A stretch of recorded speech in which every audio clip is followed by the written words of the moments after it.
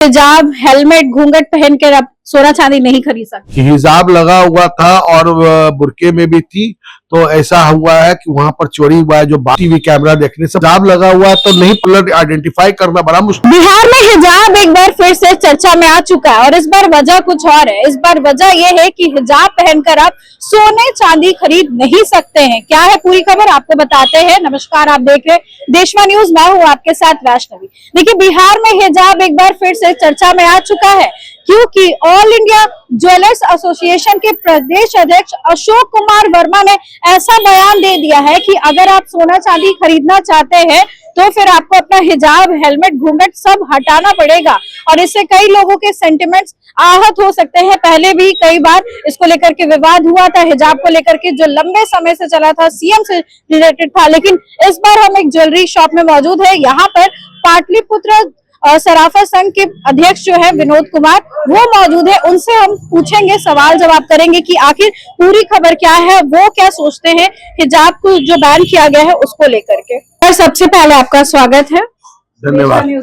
धन्यवाद सर। आपने भी वो खबर देखी होगी कि प्रदेश अध्यक्ष अशोक कुमार वर्मा का कहना कि अब से आप हिजाब, हेलमेट, घूंघट पहनकर अब सोना चांदी नहीं खरीद सकते। हाँ, मुझे आप लोग के माध्यम से पता लगा है, सुबह से ये आपके मीडिया वाले लोग आके बता रहे हैं कि इस तरह का उन्होंने कहा है। तो अशोक कुमार वर्मा का जो भी अपना निजी तौर पर उनके संगठन में कुछ निर्णय लिया गया, उससे हमारे पाटलिपुत्र सराफा संघ के सदस्यों को कोई लेना देना नहीं है। कोई लेना देना नहीं, मतलब यहाँ पर कोई भी हिजाब बैन नहीं रहेगा। कोई महिला आती है हिजाब पहन के तो शॉपिंग कर सकती है। देखिए, हर दुकान का अपना एक नियम है, वो अपना स्टैंडर्ड बनाते हैं, एसओपी उनका है कि वो किस तरह से व्यवहार करते हैं। उस पर पाटलिपुत्र सराफा संघ कोई भी हस्तक्षेप नहीं करती है। पाटलिपुत्र सराफा संघ ने कभी भी इस तरह का दिशा निर्देश नहीं दिया है कि आप हिजाब पहने हो तो आप दुकान में सोना चांदी नहीं खरीद सकते हैं। इस तरह का दिशा निर्देश हम लोग ने नहीं दिया है।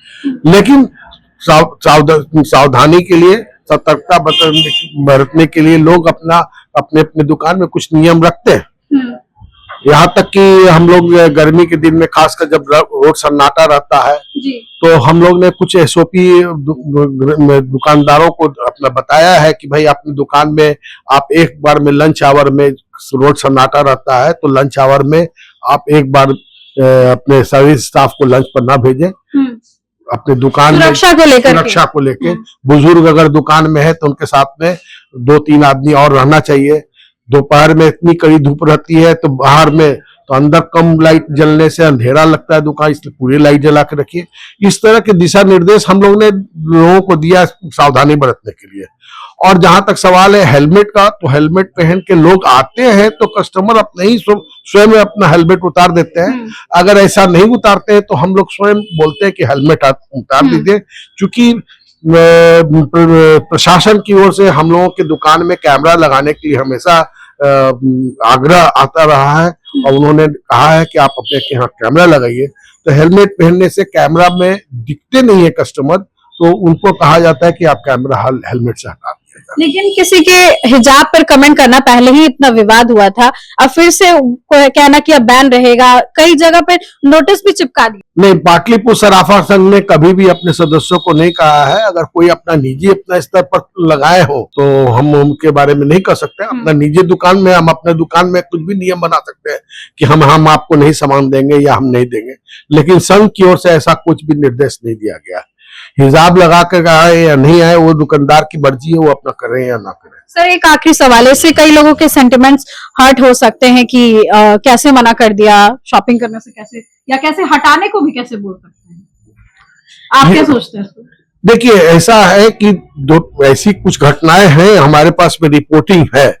ऐसी घटनाएं हुई हैं कि हिजाब लगा हुआ था और बुरके में भी थी, तो ऐसा हुआ है कि वहां पर चोरी हुआ है, जो बाद में सीसीटीवी कैमरा देखने से पता लगा। अब जब पता लगने के बाद भी जो है, चूंकि हिजाब लगा हुआ है तो नहीं पता लगा कि किसने ये काम, पर्टिकुलर आइडेंटिफाई करना बड़ा मुश्किल हो जाता है कि कौन महिला थी। ये परेशानी तो है, लेकिन कभी भी हम लोगों ने कभी भी इस तरह का दिशा निर्देश नहीं दिया है कि हिजाब वाली कोई महिला है तो आप उनको ज्वेलरी ना बेचे। इस तरह की हम लोग ने कहा है कभी। धन्यवाद। सुन रहे थे आप विनोद कुमार जी को, जिन्होंने अपनी बातें रखी है और साफ तौर पर कहा है कि पाटलिपुत्र सराफा संघ की तरफ से ऐसा कोई भी दिशा निर्देश या आदेश नहीं जारी किया गया है। अशोक कुमार वर्मा ने जो कही है वो उनकी बातें हैं और यहाँ पर हिजाब पहन के आना अभी भी बैन नहीं है। फिलहाल इस खबर में बस इतना ही। आपकी क्या राय है कमेंट सेक्शन में जरूर शेयर करें और देखते रहिए देशवा न्यूज।